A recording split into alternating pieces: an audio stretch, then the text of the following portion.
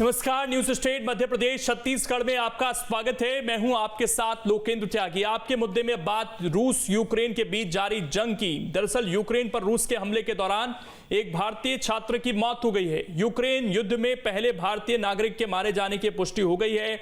Medical की पढ़ाई कर रहे छात्र का नाम नवीन कुमार है और वो कर्नाटक का रहने वाला था। विदेश मंत्रालय के प्रवक्ता अरिंदिम बागची ने ट्वीट कर इसकी जानकारी दी।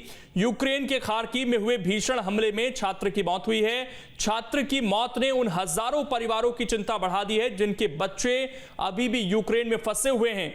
छत्तीसगढ़ के भी कई ऐसे छात्र हैं जो यूक्रेन में ही हैं। ऐसे में प्रदेश के सीएम भूपेश बघेल ने इसको लेकर ट्वीट किया।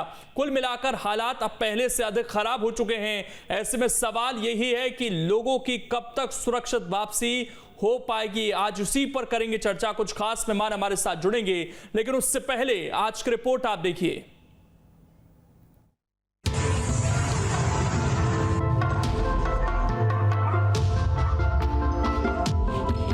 यूक्रेन पर रूस के हमले के दौरान एक भारतीय नागरिक की मौत हो गई है।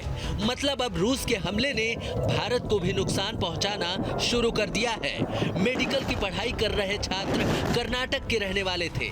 मरने वाले छात्र भले ही कर्नाटक के थे, लेकिन इसकी दहशत अब देश भर में महसूस हो रही है। छत्तीसगढ़ के भी कई छात्र यूक्रेन में फंसे हुए हैं, जिसे लेकर परिवार पहले से चिंतित है। अब छात्र की मौत की खबर ने उनकी परेशानी और बढ़ा दी है।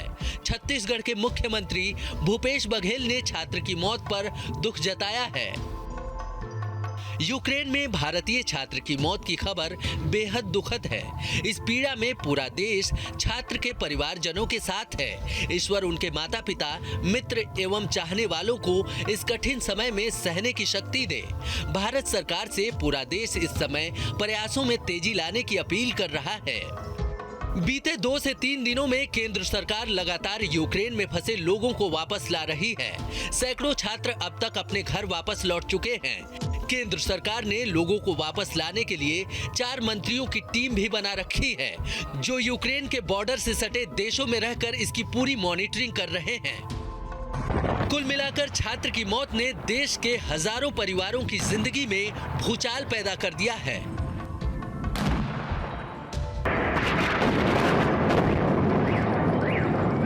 News state.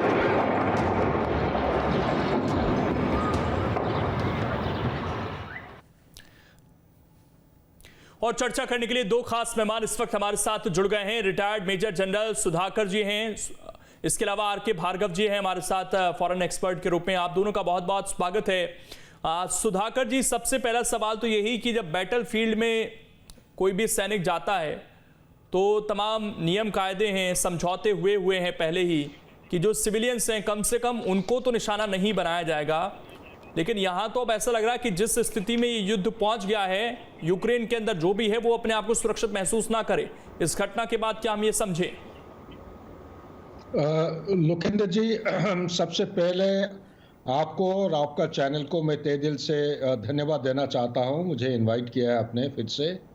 पिछले 4-6 दिन से, जब से 24 तारीख को ये इतला किए हैं पुतिन साहब, एक कन्वेंशनल तौर पे जो लड़ाई डिक्लेयर किया गया है, आमतौर पे कोल्ड वॉर के बाद इस तरह कोई अनाउंसमेंट नहीं किया था। ये पहली बार हुआ है। तो hybrid warfare to cold war की तरह वो माइग्रेट किए हैं एक एस्केलेटरी लैडर के ऊपर।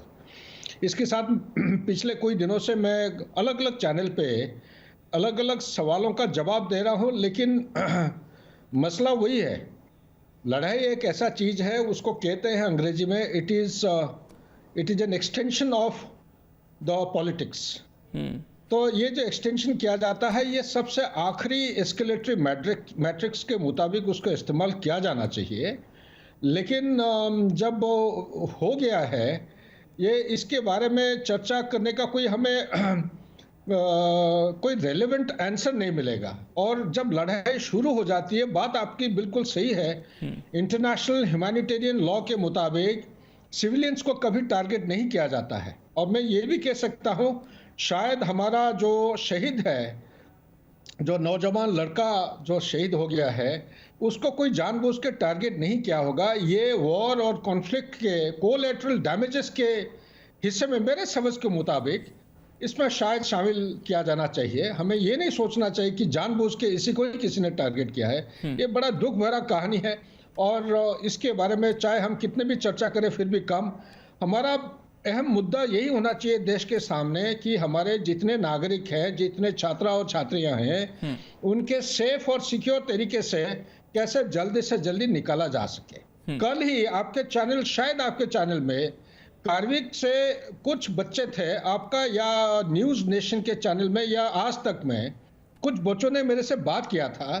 ये सारे बच्चे इकट्ठे होके अपना गाड़ी तैयारी करके कुछ ट्रेन के जरिए से वहां से वो निकलना चाह रहे थे पोलैंड की तरफ। मैंने उनको समझाया था कार्विक जो है ये पूर्व दिशा में है, नॉर्थ ईस्ट की तरह।